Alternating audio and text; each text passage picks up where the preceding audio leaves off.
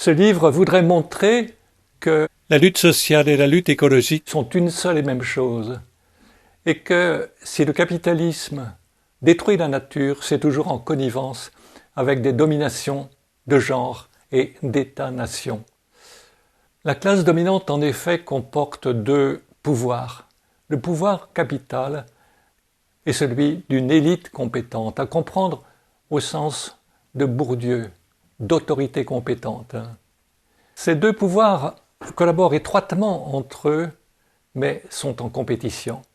Quant à la classe populaire, c'est la classe des sans privilège de propriété sur le marché et sans privilège de compétence dans l'organigramme social. C'est pourquoi elle a toujours cherché à s'allier à une certaine fraction de la classe dominante, une certaine fraction des compétents qui cherchent à se libérer du capital, qui est donc prête à s'allier à elle dans la perspective, bien sûr, de prendre la direction des choses, la direction de la société. C'est déjà cette large alliance que les vieux partis de l'Internationale avaient en vue. En URSS et finalement en Chine, on voit que la compétence l'emporte sous la forme d'une organisation despotique.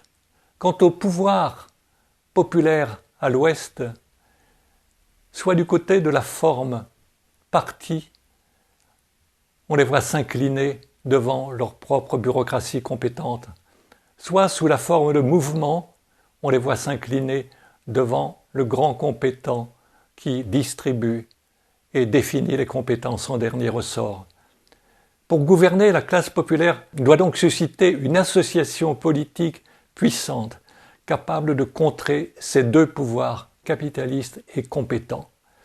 À l'échelle du monde, le capital s'est tellement discrédité, sa destructivité est devenue tellement évidente que les compétents ont commencé à relever la tête et à se rapprocher de la classe populaire. C'est ainsi que le GIEC est devenu la seule autorité écologique crédible.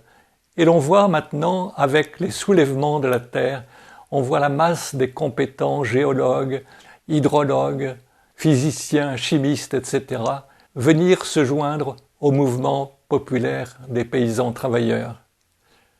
La gauche ne peut donc gouverner, et c'est là ma conclusion, que dans la convergence entre les militants-militantes de l'association égalitaire et les activistes des soulèvements écologiques.